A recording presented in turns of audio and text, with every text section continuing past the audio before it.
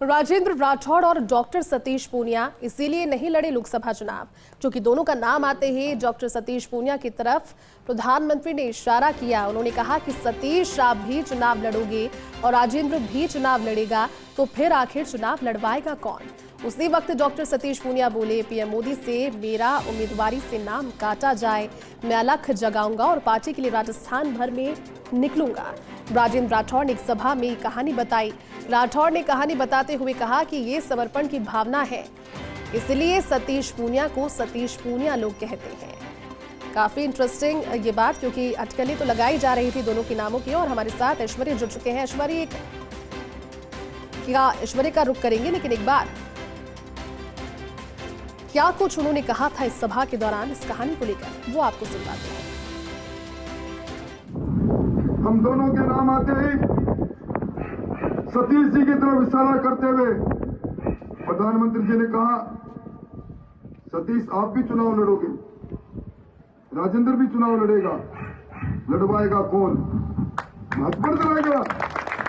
सतीश जी खड़े होते हैं और कहते हैं, मेरा नाम आप उम्मीदवार से काटो, मैं अलग जगाऊंगा, राजस्थान के हिस्से में जाऊंगा।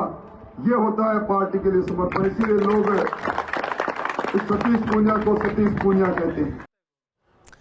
तो देखिए, आपने सुना वो वाकया जब उन्होंने इस कहानी के पीछे का सार बताया। ऐश्वर्य प्रधान हमारे सहयोगी हमारे साथ जुड़ चुके हैं। ऐश्वर्य, राजेंद्र राठौड़ और डॉक्टर सतीश पूनिया, इन दोनों के ही नाम काफी ज्यादा लग रहा था जनता को भी कि सामने आ सकते हैं, लेकिन उम्मीदवारी दोनों की नहीं रही। अब इसके पीछे की जो इंटरेस्टिंग कहानी थी उसे बड़े ही रोचक ढंग से राजेंद्र राठौड़ ने बताया। इस वाकये को लेकर क्या सोचते हैं, और जिस तरह से उन्होंने कहा कि सतीश पूनिया को सतीश पूनिया क्यों कहा जाता है, ये भी आज उन्होंने बता दिया।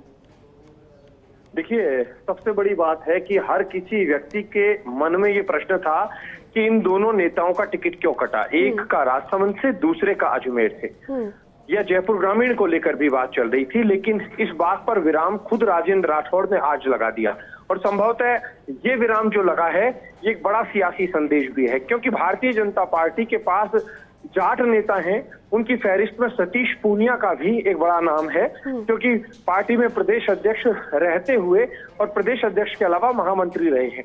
तो ऐसे में ये जो बयान है, ये बयान सीधे तौर पर एक सियासी मैसेज भी। अब सतीश पूनिया, पूनिया गोत्र के जाटों के कितने वोट चूरू में दिलवा पाते हैं? कस्बा गोत्र के जाट भी है, क्योंकि दोनों ही कैंडिडेट जाट हैं।